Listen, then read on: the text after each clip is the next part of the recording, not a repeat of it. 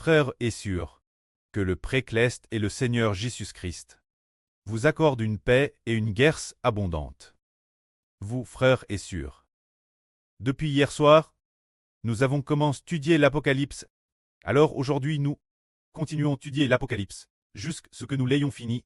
Alors nous allons d'abord étudier la seconde mois du premier chapitre.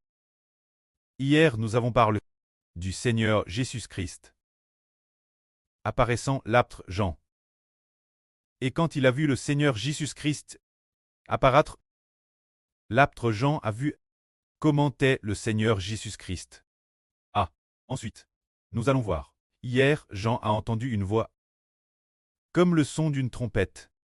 Cette voix, comme le son d'une trompette. Une voix éthérée forte disait « Ce que tu vois, crisle dans un livre et envoie-les Perse Smyrne, Pergame Thyatire, Sardes, Philadelphie et Laodice aux 7 assembles. » Cette voix est comme le son d'un corps. Ce moment-tel, voyons ce que Jean cette époque a vu comme vision. Après avoir entendu cette voix, il cesse de retour pour voir. Ce moment-tel, Jean dit ceci. Je me suis retourné pour voir qui était celui qui faisait entendre cette voix si éclatante, qui me parlait. Et en même temps retourne, je vis 7 chandeliers d'or. Et au milieu des chandeliers, quelqu'un qui ressemblait à un fils d'homme. Il était vêtu d'une robe qui descendait jusqu'aux pieds, et ceint d'une ceinture d'or sur la poitrine. Sa tête et ses cheveux étaient blancs, comme de la laine blanche, comme de la neige. Ses yeux étaient comme une flamme de feu. Ses pieds étaient comme du bronze affin, brillant dans un fourneau, et sa voix était comme le bruit de grandes eaux. Il avait dans sa main droite 7 toiles, et de sa bouche sortait une paix aiguë 2 tranchants. Et son visage était comme le soleil lorsqu'il brille dans sa force. Quand je le vis, je tombai ses pieds, comme mort. C'est dire que lorsque l'apôtre Jean a entendu la voix du Seigneur Christ, il cesse de retour pour voir cette voix retentissante qui l'avait mise. Quand il a regardé, il a soudainement vu 7 chandeliers d'or. Alors que signifie ces 7 chandeliers d'or? Un chandelier d'or symbolise une assemble, et les 7 chandeliers d'or symbolisent les 7 assembles. Les assembles signifient 7 groupes de personnes. Une assemble est un chandelier d'or. Ainsi, si l'on parle ainsi, notre époque, si l'on additionnait tous les croyants du Seigneur, de différents endroits, après plus de 10 ans, tous ensemble, on ne sait combien de chandeliers d'or il y aurait. Ici, les chandeliers d'or représentent les croyants. Appellent chandeliers d'or. Alors dans le temple, l'intérieur du tabernacle originel. Dans le tabernacle construit l'origine par Mose, il n'y avait qu'un seul chandelier d'or. Plus tard, lorsque Salomon a construit le tabernacle de Dieu, il y a 10 chandeliers d'or. Bien Esser, le chandelier d'or symbolise le fait d'appartenir au peuple de Dieu, et ceux du Seigneur Christ. Les 7 chandeliers d'or symbolisent ceux qui appartiennent au Seigneur Christ, ce qui signifie les frères et sœurs Clest. Alors regardons, prenons un exemple. Par exemple, le chandelier d'or. Prenons un exemple. Par exemple, actuellement, Guangzhou, il y a un groupe de croyants. Frères et sœurs, donc il y a une congrégation Guangzhou. Cette congrégation est une congrégation Clest. Estelle appelle un chandelier d'or. Elle est appelle le chandelier d'or de Guangzhou. C'est dire la congrégation de Guangzhou. Ceux qui croient au Seigneur et sont dans le livre de vie de l'agneau. Plus tard, Shenzhen, il y a un autre groupe de croyants. Mais ils ne sont pas Clest. Ils appartiennent à la terre pour obtenir la vie éternelle. Alors ceux de la nouvelle terre, Shenzhen, ce groupe de frères et sœurs qui, dans le futur, obtiendront la vie éternelle sur la nouvelle terre, sont-ils considérés comme un chandelier d'or? Demandons la sœur Zhaohuan. Ce groupe de frères et sœurs Guangzhou. Par exemple, il y a 100 frères et sœurs Guangzhou. Ces 100 frères et sœurs sont tous des membres du corps du Seigneur, sont tous épouses du Seigneur. Alors, nous appelons ces 100 personnes la congrégation de Guangzhou. Alors est-ce que la congrégation de Guangzhou compte comme un chandelier d'or? La Sue a répondu. Oui, elle compte comme un chandelier d'or. Bonne réponse. Et ensuite, il y a 200 personnes Shenzhen. Mais ces 200 personnes croient toutes au Seigneur. Pourtant elles ne sont pas clestes. Elles obtiendront la vie éternelle sur la nouvelle terre.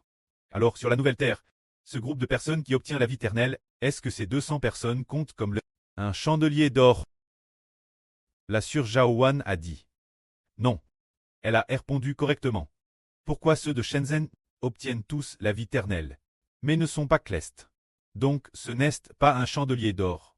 Le chandelier d'or est l'intérieur du tabernacle. Il est l'intérieur du temple. Cela symbolise le service dans le temple, ce qui signifie les personnes qui servent Dieu, symbolisant l'intérieur du temple. Les personnes qui servent Dieu, ces groupes de personnes. Un groupe est un chandelier d'or. Alors, dans le tabernacle, servir Dieu. Ceux qui servent Dieu dans le temple sont appelés chandeliers d'or. Pourtant, le peuple de Dieu, les Israélites, ne sont pas des chandeliers d'or, bien qu'ils appartiennent au peuple de Dieu. Ils ne peuvent pas atteindre l'arche de l'alliance. Ils ne peuvent pas atteindre le tabernacle de Dieu. Là où ils se trouvent, ils ne peuvent pas atteindre le temple, ils ne peuvent rester que la périphérie du temple. C'est pourquoi le chandelier d'or symbolise ceux qui servent Dieu de tout leur cœur. Les 144 Zurozoro sont appelés le chandelier d'or. Alors les 7 chandeliers d'or ici là, symbolisent dans cette poquelle. 7 groupes de frères et sœurs croient tous au Seigneur Jésus-Christ. Les frères et sœurs sont tous clestes, reçoivent le Saint-Esprit, deviennent clestes. Ces personnes sont appelées les chandeliers d'or. Alors puisque le Seigneur Christ, l'apôtre Jean a vu 7 chandeliers d'or, cela symbolise qu'il y a 7 assembles. Parce qu'il a vu les 7 chandeliers d'or, le Seigneur lui a dit, crie une lettre et envoyez-la Smyrne, Pergame, Thyatire, Sardes, Philadelphie, et aux 7 assembles de Laodice. Ainsi, les 7 chandeliers d'or sont ceux de ces 7 lieux. Les frères et sœurs, un lieu et un chandelier d'or, c'est ce que cela signifie. Mais en réalité, lors de la rédaction de l'Apocalypse, il n'y avait pas seulement ces 7 assembles, il y avait beaucoup d'autres assembles, qui n'ont pas été mentionnées. Par exemple, disons, l'assemble de Colosse, ou l'assemble de Corinthe, et bien d'autres encore, qui ne sont pas écrites ici. Mais le Seigneur a spécifiquement digne ces 7 assembles comme représentantes. C'est pour cette raison qu'une assemble est un chandelier d'or. Ce moment-tel au milieu des chandeliers.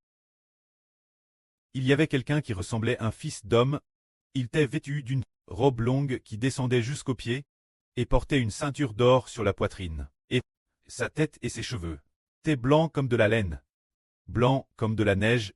Alors celui-ci, il portait une robe longue descendant jusqu'aux pieds. Cette robe a souvent une signification symbolique. Par exemple, les vêtements portés par les gens ordinaires sont peut-être ordinaires. Mais dans l'Apocalypse, celui qui porte cette robe longue descendant jusqu'aux pieds symbolise le Seigneur Christ en tant que grand prêtre. Sous la forme du grand prêtre de la Nouvelle Alliance, manifeste.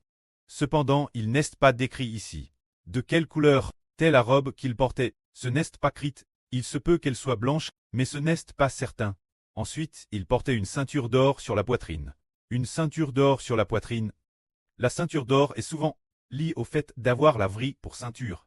Alors pourquoi mentionner une ceinture d'or? La vrille est le plus important. En fait, le Seigneur Christ est la vrille. Saint de vrille. Sa tête et ses cheveux étaient tout blancs, comme de la laine blanche comme de la neige, symbolisant que le Seigneur Christ est saint. Concernant les cheveux contement blancs, en plus de décrire le Seigneur, il semble que pour dire le précleste. Dans le livre du prophète Daniel, il y a aussi des descriptions similaires de la gloire du précleste.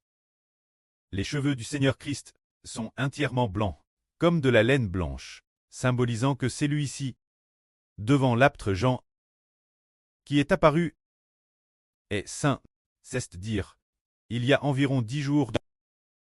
Le frère Hébert a vu en RVE. Pendant sa sieste, il a vu en RVE quelqu'un, une personne vêtue de vêtements extrêmement blancs. TRS blanc. Du jamais vu dans ce monde. Des vêtements aussi blancs. Madame, dans les magasins, les plus blanches, des chemises que l'on achète. ne sont pas aussi blanches. Des vêtements extrêmement blancs. Alors, dans le herveux de frère Ashbert, au début, il ne l'a vue que partir du bas du corps, en la voyant depuis la poitrine, mais il a découvert que c'était une femme, frère Ashbert s'est dit.